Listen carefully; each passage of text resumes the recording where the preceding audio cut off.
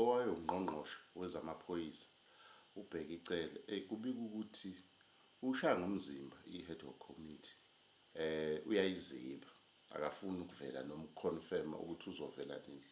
Phela yambhalela incwadi imcela ukuthi icela vele ngaphambili nesikhathi ke sokuvela ngaphambili sesiphelile eyayimbekele sona ukuthi a-respond ukuthi uzovela nini kanjani ukuze baqale ukumhlalisa ngoba ungomunye nawe bofakazi. Lokho kushiwo usihlalo wayo leya ad hoc committee uSoviet uLeganyana uthi hayi Mr Cele akasiboni ukuthi sobani ushaye ngomzimba nje. Phela uCele ufakazi omkhulu ngekhathi uminister noma ungqongqoshe ubephansi phezulu nezigebengu ezinkulu oKurt Mahlala oVusumuzi uyabaleka nje kulezo zinto ama-drugs ama-container buningi ubufakazi ufanele butholakale kuleya ndoda.